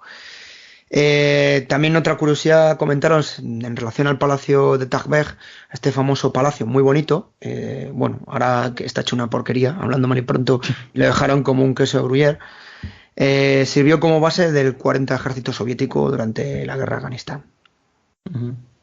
Bueno. Os he comentado un poco, hemos dicho unidades Spetsnaz, hemos hablado de la unidad Alfa y hemos hablado Zenit, y bueno, ya os he dicho que la operación contra el palacio donde residía Amin es considerada y recordada como uno de los momentos más exitosos de las unidades especiales rusas, de los míticos Spetsnaz. Pero claro, bien has dicho al principio que existe un programa anterior. Sí, pero que no lo haya escuchado, ahora querrá saber más de los Spetsnaz ya que estamos escuchando este programa.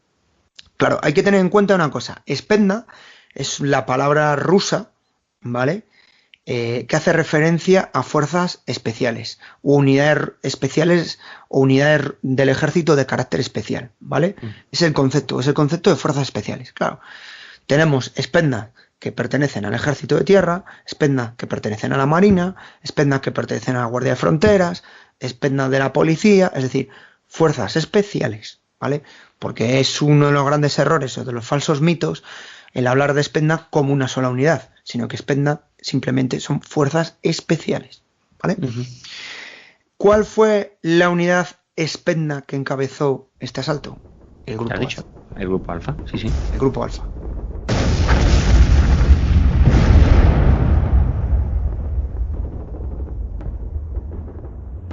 Hostia, esta vez ha sido duro el bombardeo, ¿eh? Espero que no ataquen durante nuestra guardia. Yo no lo creo, hasta el alba esta gente no ataca y eso ya lo defienden otros. Bueno, pues saca ese altavoz que tiene y pon ese casus belli todo guapo, que así se nos pasa ante la noche. la guerra de los Boers, que tampoco sabían qué montaña era. ¿Pero cuál es? Subimos esta y dice, no, es que esa es más alta, no, pero nos han dicho esta, y los Boers es la más alta disparando. Exacto. Es que dice, pero ¿esto qué es? ¿No? O sea, y claro, ahí es muy difícil, ¿no? Identificar cualquier cosa, y aparte que los mapas difieren. Los que tienen una división difiere de lo que está otra división. Dice, bueno, pues ya está. Pero yo este no lo oigo yo, ¿eh? Sí, hombre, es Casus Belli Fans, sale todos los viernes. Yo no tengo de eso, tío. Exclusivo para fans, ¿no eres mecenas de Casus Belli? Es que con lo que cuesta al mes me compro un cacharrito de cerveza a la cantina o 10 cigarritos. Es caro. Caro, 600 episodios a medio céntimo cada uno, yo no lo veo tan caro, ¿eh? Y uno nuevo cada viernes. Es más barato comprarme Lola o el lectura. Flipo con tu literatura, pero ¿a ti te gusta la historia de verdad o...? Que la historia ya me la cuenta Vaquerizo, que es un intelectual. Sí, es que es así, es que es una realidad social informativa. Sí, bueno, premio Nobel, vamos. Y en Antena 3 y 3.5 a veces dan alguna noticia buena. ¿Y qué podía salir mal? No es que no me guste, que sí me molaría, pero que yo, con lo que me costaría el año, me compro los discos del Quevedo. Los libros, querrás decir. ¿Que sabe escribir? No, para reggaetón no hace falta escribir, hombre. Todos quieren contigo. ¿El reggaetón? A mí eso no me la cuelas. A ver, dime en serio que te gusta eso. Tanto como el Sebo Rata. Venga, va, que ya no cuela. Tú lo que eres es un agarrado. Que no. Pero bueno, a ver, 600 episodios del histórico y uno de fan cada viernes. Sí, sin publicidad. Y un pone que yo quisiera escucharlo, que tengo que hacer, que no es para mí, que es para mi primo, ¿eh? Bueno, tu primo le daría el botón azul de apoyar. ¿Y puede pagar con tarjeta? Con tarjeta y con PayPal. ¿Y puedo darme de baja cuando quiera? No, lo heredarán tus nietos cuando ya no estés. Pues claro que te puedes dar de baja cuando quieras. Que no es para mí, ¿eh? Que es para otro que también se está quitando. Que no pasa nada, que no eres peor persona ni te obliga a nadie, que no me des la vara, que puedes escucharlo conmigo en la trinchera. Yo solo le apunto en mecenas porque quiero y porque me gustan y por apoyarles y ya está. Pues ¿sabes lo que te digo? Pues ahora lo voy a apoyar. Vale, ahora tú haz lo que quieras. ¿Medio céntimo el episodio, Quillo? Sí. ¿Y un fan cada viernes? Que sí, pesado. Sin publicidad. Sin publicidad. ¿Es mejor PayPal o tarjeta? Mira que eres listo, Visa Platino para ti.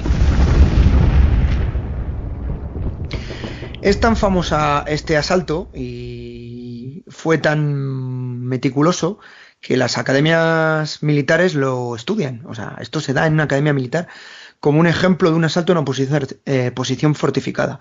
Y la academia militar más conocida del mundo es West Point. Y ahí se estudia, ¿vale? O como también es curioso, para que veas si tuvo éxito esta misión, que los americanos no se enteraron de la presencia de fuerzas especiales soviéticas en Afganistán y en esta misión hasta 3 años después de que sucediera. Coño. ¿Por qué? Por lo que te he comentado anteriormente, de que lo que hicieron es ir la gente camuflada como si fueran tropas musulmanas, y estas tropas musulmanas como si eran tropas afganas, con lo cual en ningún momento se llamó la atención de la presencia de unidades de élite. ¿Y sabéis cómo se enteraron de la presencia de fuerzas especiales? Pues por la captura de soldados musulmanes por parte de mujahidines, posterior interrogatorio, posterior entrega e informes a las fuerzas americanas, y así es como se enteraron, por un chivatazo. Sí, porque no se puede guardar todo toda la vida, vamos a reconocerlo. Exacto, nunca. Es muy difícil, muy difícil. Bien. Quería aprovechar y que me comentaba Esaú en relación a la Tormenta 333. Os hemos comentado cómo fue esta operación, pero yo quería dar un paso más y contaros unas pequeñas pinceladas sobre el Grupo Alfa. Sí, por favor. Sí. Tiene mucha historia, tiene muchas anécdotas, e investigando sobre él solo en operaciones que han hecho en los últimos 10 años, que ha sido cuando más les han usado, da para otro podcast. Pero bueno, eso será en un futuro y si a la gente le gusta ¿vale? Bien, ¿qué ocurría? Que el bloque soviético siempre rodeaba de misticismo y de mucho misterio a sus unidades, ¿vale? A sus unidades de operaciones especiales. Y cuando se empieza a conocer y tener más información de estas unidades es en los 90.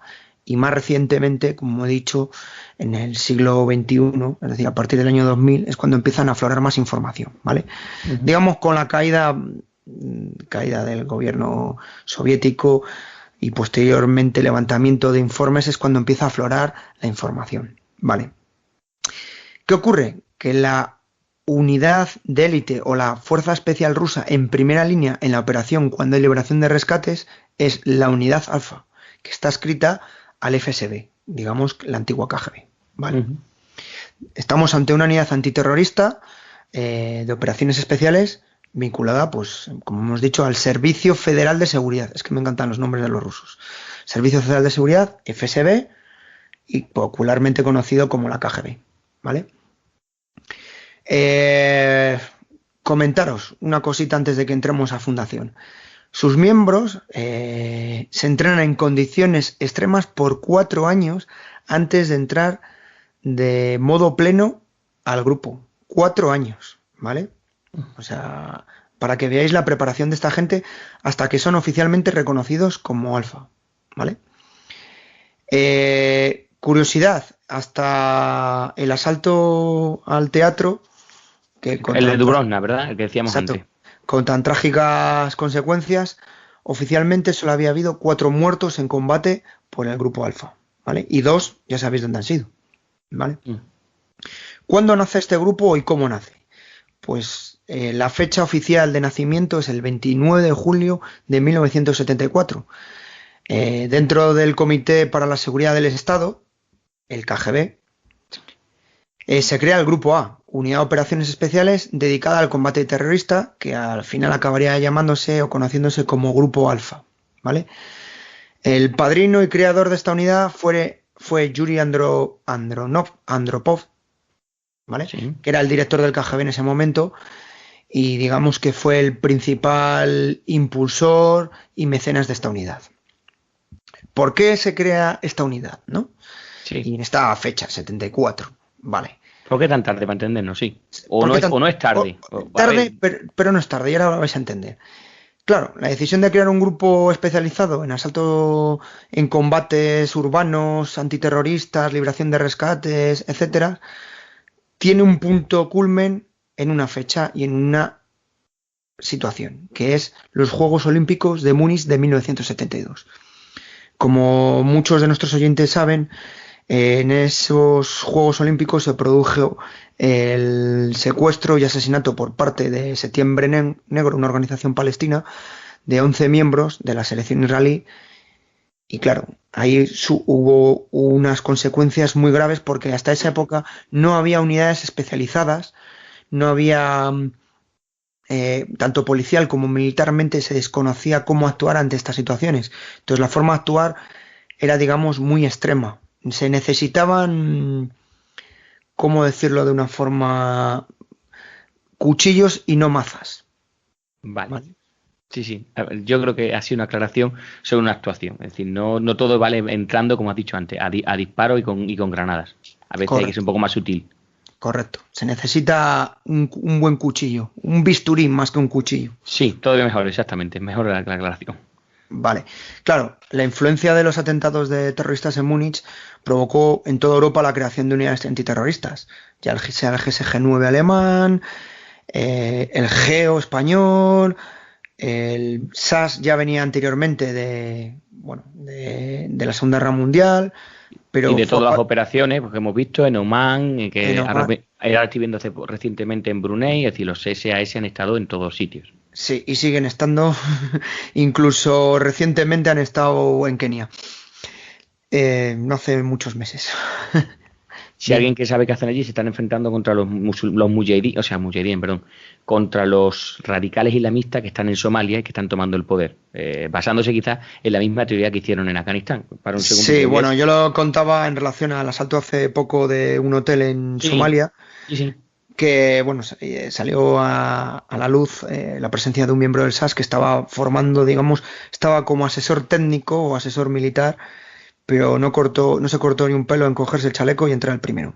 Sí, pero por eso digo que lo que está haciendo Europa es mandar a sus fuerzas especiales a esos estados casi fallidos. Kenia no se puede considerar un estado fallido, pero los estados que estamos hablando de la zona del Sahel, sí, limítrofes, tienen que mejorar sus fuerzas armadas para enfrentarse contra estos grupos revolucionarios yihadistas que van con el mismo discurso y voy a parar un poquillo en Afganistán, que ellos lo que ofrecían los mujahidines en Afganistán era seguridad y tranquilidad. Yo siempre he escuchado que ellos llegaban y mientras no violaban a las hijas de los granjeros y lo único que pedían es pues que rezaran un poco más, pues la gente en Afganistán dijo, pues esta gente me gusta más, y por eso a los estudiantes, lo que luego serían los mujahidines, pues le dijeron, pues perfecto, a estos estudiantes, a estos barbudos nos viene bien. Pues lo mismo están haciendo en Afganistán, en Somalia, o lo mismo están haciendo en Nigeria. Vienen a poner paz donde hay un montón de caos, y claro, es una falsa sensación de paz. Correcto. Sigue, perdona, Julio. Y bueno, te comentaba del SAS porque a partir de entonces el SAS desarrolló más unidad antiterrorista que no la tenían tenía antes era una unidad más militar, ¿vale? Claro, esto empieza en el bloque occidental, en la Europa occidental y en Estados Unidos, o la creación de la Delta Force, que ahora ya se llama de otro modo, el CAG, pero bueno, anteriormente la Delta Force, que es lo que todo el mundo popularmente conoce. Sí. Entonces, ese es el punto, digamos. Múnich supone el punto a partir del cual empiezan a surgir bisturís por todo el mundo. Claro, los soviéticos es una ola a la cual se ven afectados, a la cual se suman, y en el 74 es cuando surge esta unidad, con lo cual no pasó mucho tiempo, ¿vale? No estuvieron, digamos, en el tiempo alejados como ha pasado en otros países en relación a unidades de este tipo. ¿Qué ocurre con los alfa? Que como todo lo soviético se desconoce el número de miembros. Hay diversas teorías, bueno, ya os comentaré luego, pero no sabemos el número preciso, jamás lo dicen, ¿vale? Eso suele pasar en todas las unidades, también que lo sepáis, incluso en las unidades occidentales. Nunca se dicen los miembros que lo forman. Una de las cosas que busca el alfa es reclutar hombres completos. Cuando digo completos es tanto física como psicológicamente. Es decir, personas frías, personas racionales. No se buscan Rambos, eso es un error que se tiene del cine. No se buscan yonkis de la guerra. No, eso en cualquier unidad de fuerzas especiales es lo primero que se criba. Se busca gente efectiva, gente leal, gente comprometida y gente psicológicamente muy preparada, ¿vale? El proceso de elección, a la hora de elegir y buscar reclutas, estamos hablando de gente que en torno a los 25 y 28 años.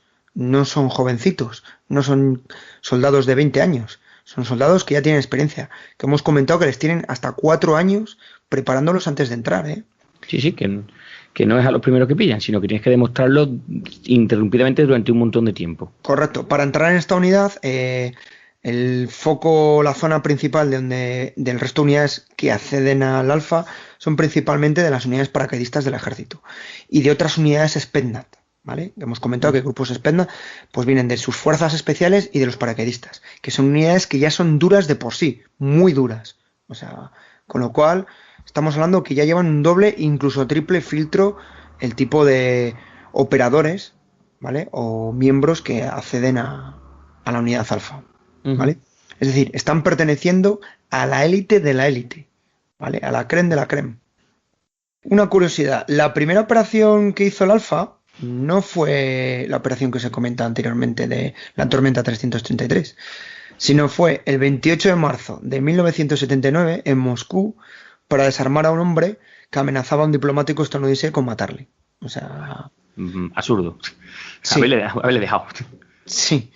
Vale, luego posteriormente, pues ya si digamos que la primera operación que hacen fuera del territorio ruso es la que hemos comentado, en diciembre del 79, o sea, en el mismo año, ¿vale? Luego han participado pues por Chechenia, han participado en el 95 en el Bundesnov, han participado en montones de sitios. Sí, que no sabemos, porque entre el 79 y el 95 entendemos que habrán estado en muchos sitios y no nos hemos enterado. Luego os comentaré alguno por encima, ¿vale? Por no ir mezclando, porque quiero volver un poco a la unidad. Investigando en una revista de operaciones especiales, de fuerzas especiales, comentaban que se estima que la presencia o la capacidad de estos hombres es en torno a 200 y 700 miembros de la unidad alfa. Es una estimación, ¿vale? Sí. Y comentar que pueden permanecer en servicio hasta los 40 años porque ellos tienen una máxima que es cabezas maduras en cuerpos jóvenes. Como ves, cabeza. Puede ser un auténtico atleta que si no hay cabeza no sirves. Bueno, otras unidades de carácter antiterrorista, las comento literal por encima, porque quiero seguir con la unidad alfa, que tiene muchísimas cosas, ¿vale? Hemos dicho antes el grupo Zenit. El grupo Zenit también pertenece al FSB y el grupo Beta. Luego el Ministerio de Interior cuenta con otro grupo que tiene también funciones especiales, que es el grupo Pitiaf, ¿vale? Este también está especializado también en operaciones antiterroristas, y el grupo Pitiaf se hizo mundialmente famoso cuando la insurrección del 93, que se encargaron de rechazar el asalto contra la televisión, ¿vale? Uh-huh. Fueron, digamos, los que pararon un poco las primeras fases del levantamiento que hubo en el 93 en Rusia. Seguíamos hablando de conflictos y demás. Bueno, otro de las operaciones más conocidas es en el 2004 en la escuela de Beslan. Tuvo un trágico desenlace y ahí, entre las pautas que se comentan, dicen que no está vinculado al grupo Alfa, que ellos decidieron no entrar porque tenían que entrar de una forma más selectiva, sino que entró el ejército regular porque se pusieron nerviosos y ya tuvieron que entrar estos, y entraron pues de un modo que pues lamentablemente hubo muchísimas vidas y de modos muy trágicos, ¿vale? Creo recordar que es que allí entraron también los padres con sus armas, entró la policía, entró todo el mundo, o sea, aquello fue un caos.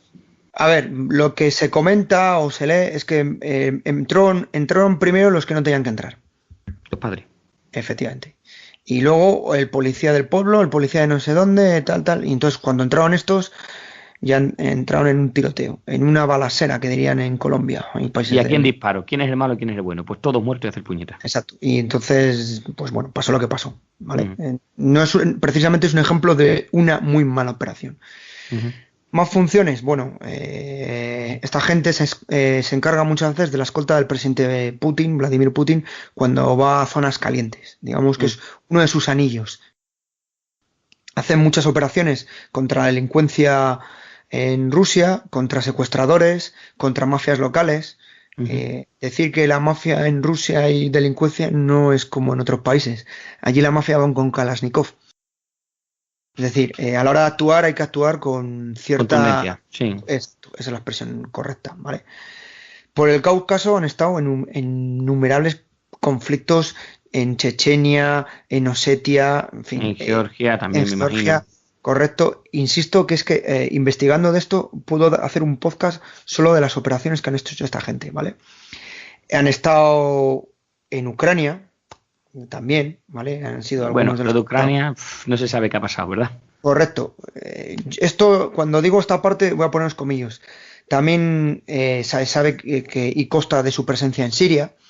Insisto, no sabemos ni a qué ni para qué, pero sí que hay confirmado presencia de operadores alfa en Siria, ¿vale? Bueno, y un montón de misiones que a día de hoy desconocemos, no se saben, y no siempre antiterroristas, pero insisto, esto daría para otro podcast.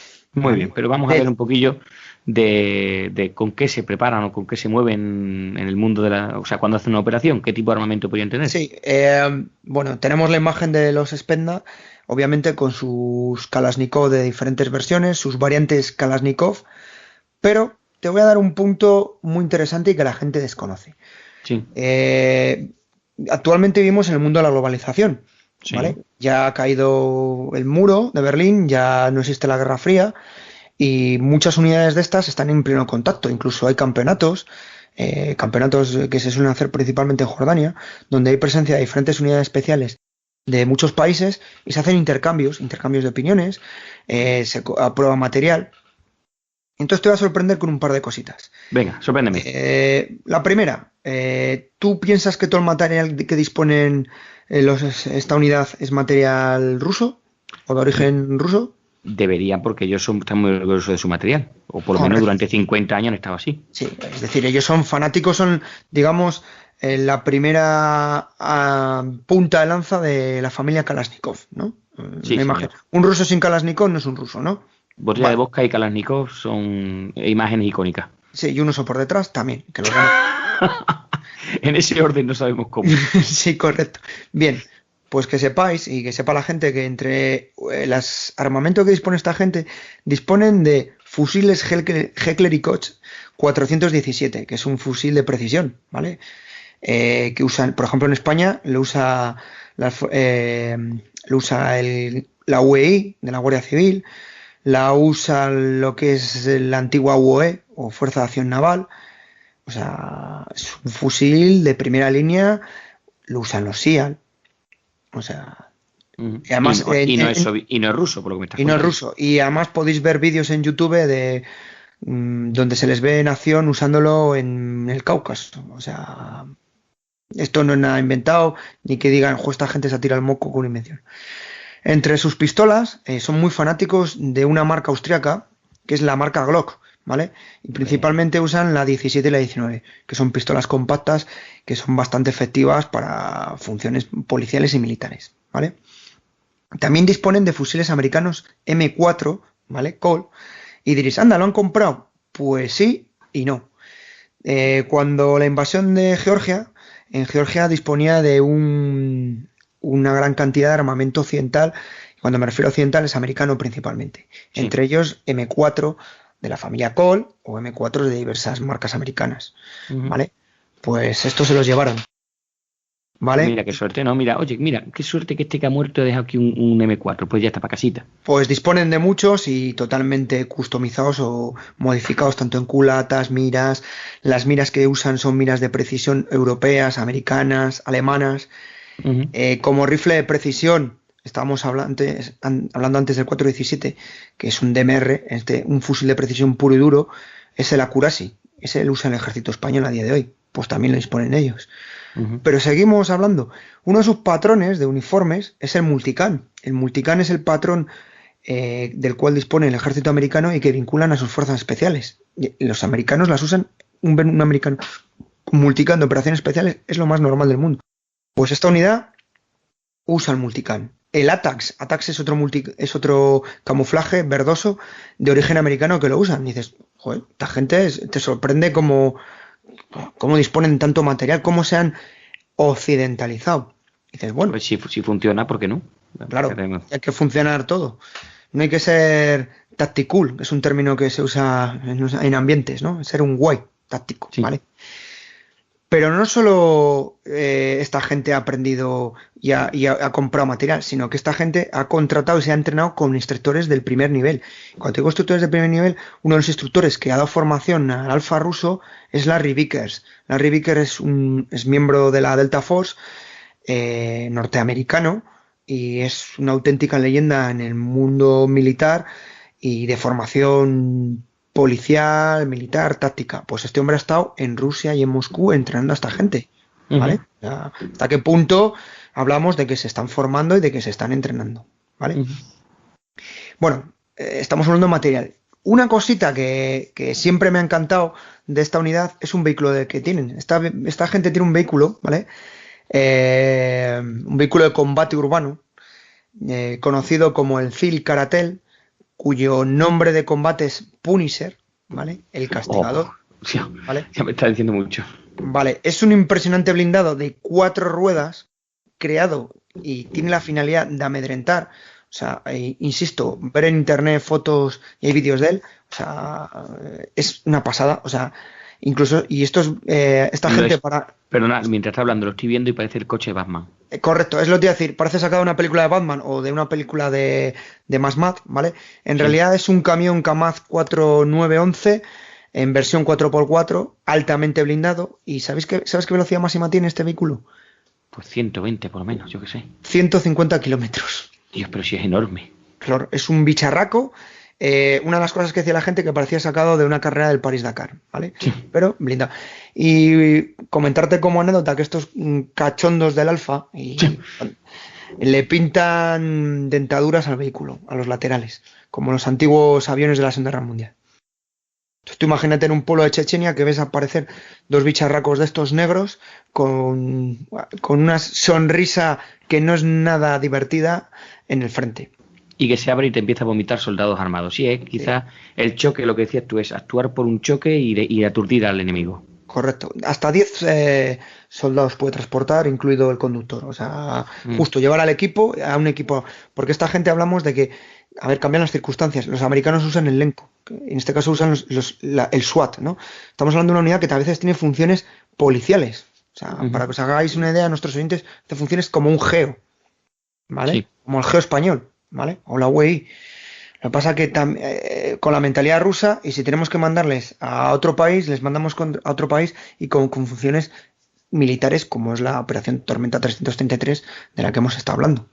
Sí, porque aquí estoy viendo que se mezclan ideas para hablar, o sea, porque estamos hablando de operaciones dentro de Moscú, cuando el teatro Novrokhna, estamos hablando de las operaciones en una república aliada, cuando fueron los alumnos, estamos hablando de haber participado en Afganistán, es decir, esto es un poco, participan en cualquier concepto, es decir, no tienen tantos problemas de decir, no, es que esto es fuera del territorio, esto es dentro del territorio, o esto es una unidad, esto es una operación en un país vecino, amigo, o como dijiste tú en Georgia. Claro, se mueven donde vengan, donde les llamen, no pasa nada. Correcto. El grupo alfa es la élite de la élite. Y es uno de los grupos punteros de fuerzas especiales a día de hoy en todo el mundo. Siempre hay mucho ranking que vemos en internet, en las redes sociales, en YouTube. ¿Cuál es mejor? Ningún grupo es mejor. O sea, para mí, una persona que entra en un edificio sabiendo que te van a volar la cabeza y entra sin pensarlo, me merece mi respeto. Como si es de la unidad alfa somalí y van en sandalias. Es así. Está claro que el material lo hace todo. Y aprovechando el material, era otro punto que quería comentar y que yo hablé con Esaú, que quería traer a los oyentes.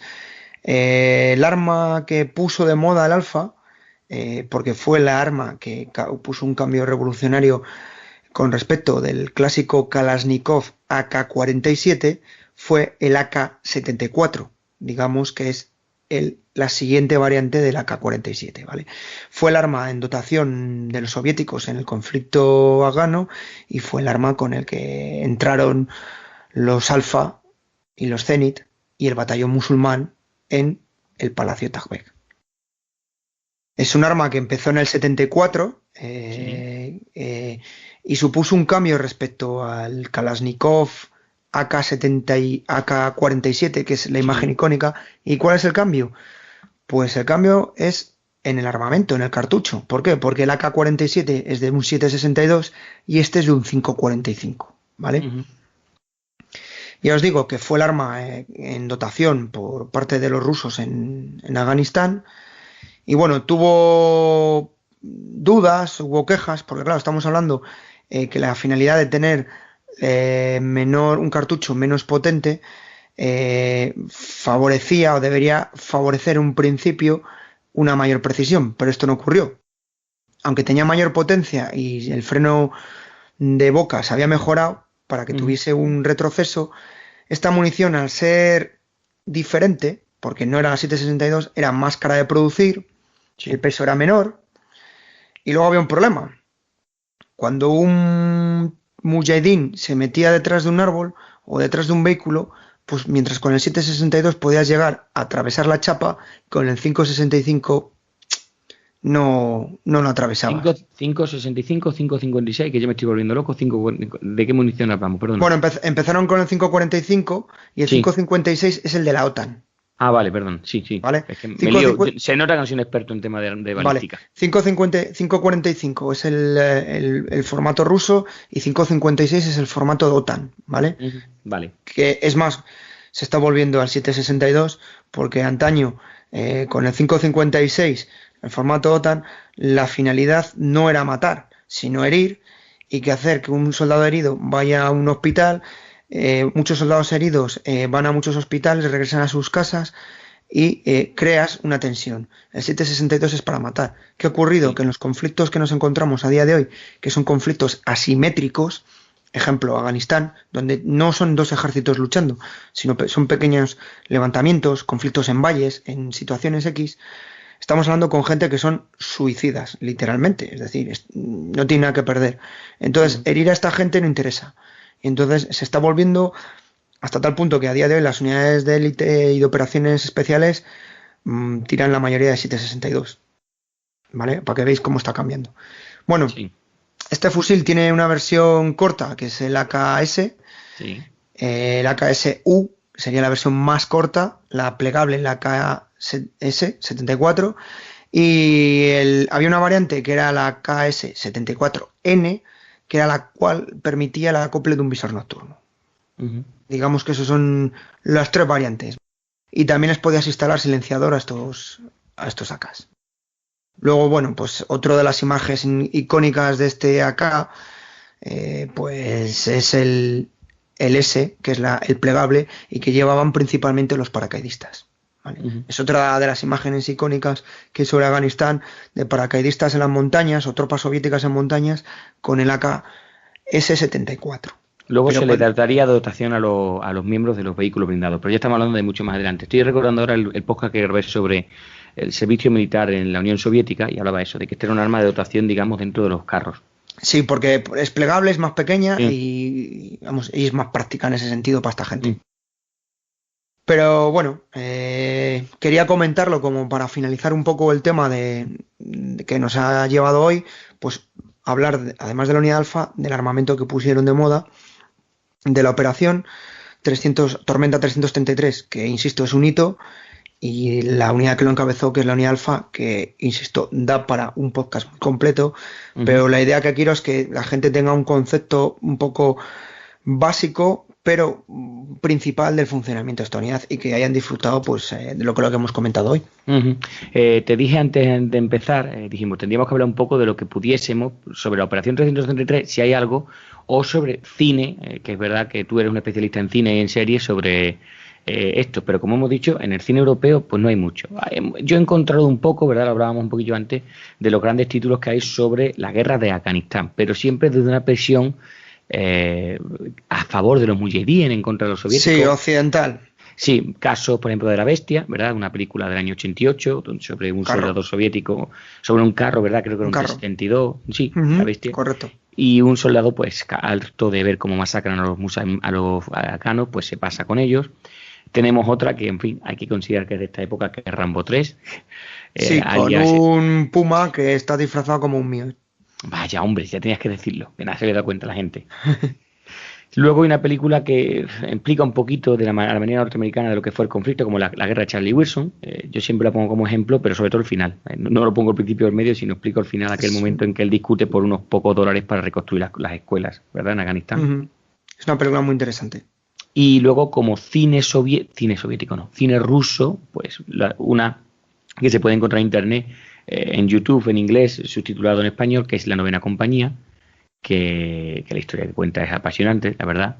Es del año 2005 y pues habla sobre el entrenamiento de una serie de jóvenes, explica un poco cómo fue todo lo que se llamó la batalla por la colina 32-34, todos los soldados que murieron, todo lo que fue la defensa, cómo fue la lucha contra estos mujahidines, y lo plantea de una visión épica, es decir, los buenos son los rusos, independientemente del motivo que estuvieran allí, y los malos, para entendernos, son los mujahideen. Y luego pues he encontrado otros títulos que son más desconocidos. Aquí veo Cargo 200, todos los, en fin, Afganistán, esta es muy rara, como Roto Afganistán del año 88, es italiano-rusa, del año 91, italiano-rusa.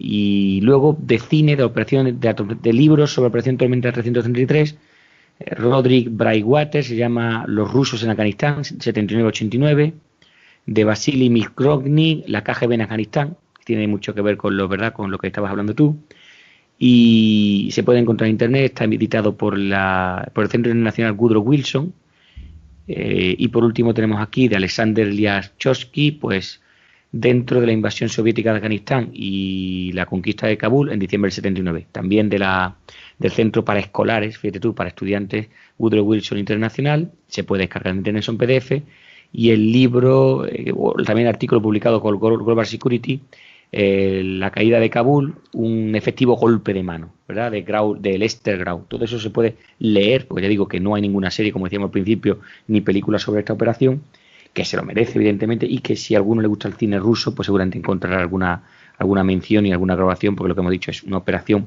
de libro, de manual, en cómo con 45 minutos, yo decía al principio, esto no hay quien lo haga, pero ellos lo hicieron, ¿verdad, Alex, Julio? Sí, y como un rayo, fue una tormenta. Sí. También comentar que... digo, quién fue el planificador, tuvo que ser un genio, tío, decir, llegar allí y decir, esto lo vamos a hacer en 45 minutos, y me imagino a los alfas diciendo, Tú no has visto nosotros Cara de Milagro, ¿verdad? Quería comentarte a mayores que hay un documental sobre la Tormenta 333. Pues yo no lo he encontrado. Bueno. Sí, yo lo encontré, pero está en ruso y lamentablemente es un idioma que no controlo. Y con entrevistas a soldados y a los oficiales que estuvieron. Pero no hay imágenes, porque las imágenes que existen sobre esta operación son o del palacio posteriormente o se usan imágenes de archivo, entonces no hay eso no se grabó. Esto ha cambiado. Ahora, a día de hoy, casi todas las operaciones, los operadores llevan una GoPro o una Kuntu, una cámara, porque además muchos te lo obligan para evitar problemas. Y ahora esto lo podemos ver. Y hay algún documental de televisión rusa que está por las redes, ¿vale? Es investigar documentales cortitos sobre esto, pero no hay mucho más, ¿eh? Es complicado, ¿eh? No, me ha costado encontrar cosas. Bueno, pero yo de modo, Julio, de verdad te agradezco porque hayas venido aquí a explicarnos esta operación, porque hayas explicarnos los alfa, que ya digo que complementa este audio al Casus Belli 55 Spetsnaz, la élite de la Estrella Roja, que grabó Dani magníficamente con Pablo Quintana, donde se mencionó esta operación de pasada, por habernos hablado de su actualidad, de su armamento actualmente, de sus operaciones, de su entrenamiento, de sus requisitos. Hemos visto que no son superhombres, son supercerebros, como has explicado tú a las claras. Y del arma icónica de los años 70, como has dicho tú, que fue el AK-74S, que luego se vería, por ejemplo, yo recuerdo icónicamente a James Bond con uno disparando desde un carro, pero bueno, en fin, eso son cosas que solamente puede hacer James Bond. Julio, nada más que agradecerte, ¿verdad?, que hayas venido a Casus Belli, que nos hayas acompañado, espero que hayas disfrutado y que te hayas sentido cómodo, aunque ya hemos dicho que eres un experto por grabar podcast en La Constante, en la guarida de Sid y en Web Entertainment, donde podéis encontrarlo. Y nada, si te quieres despedir, contarnos algo más. Pues nada, muchas gracias. Gracias por tus palabras y por decirlo de experto. Nunca nadie es un experto, siempre se aprende todos los días. Y de estas cosas más, recomiendo a la gente que intente investigar, lea y que vea fotos de esta unidad, porque ya hemos comentado tanto fotos antiguas como de su material, como del vehículo espectacular. Sí, y del Palacio de Talfeld también hay una foto buenísima donde te hace una idea del camino tan duro, como decías tú, para poder subir, y hay que imaginarse que arriba había 4 carros apuntando al camino, etcétera, etcétera. Con lo cual, por eso, complementar un poco cuando veáis este podcast, pues viendo alguna imagen para que tengáis vosotros en vuestra mente la situación. Como siempre, agradecer que hayas contado conmigo, que hayas confiado en mí, Esaú, agradecer a la gente de Casus Belli. Cualquier cosa, aquí estoy para colaborar, para lo que necesitéis, y si tenéis alguna duda de esta unidad, pues dejar comentarios y intentaré responderos o lo que queráis, y que ya hayáis disfrutado el programa. Sí, sabéis que siempre procuramos responder a todos los comentarios, nos encantan los comentarios, aprendemos mucho. Yo he mejorado un montón de mis vicios que tenía, tengo que eliminar el famoso latiguillo en fin, que me lo han dicho algunas personas, pero fuera broma ya. Espero que os haya gustado, darle un corazón, apoyarnos, comentar, que nos gusta mucho. Recordad que solamente estamos en iVoox, somos original, en el sentido de que confiamos y apoyamos a iVoox y creemos que es una plataforma donde nos da visibilidad y puede hacer que Casus Belli vaya más. Y nada más, esperamos. Esto es Casus Belli, soy Esaú Rodríguez y Julio, maestro Julio Caronte. Muchas gracias y hasta otro día.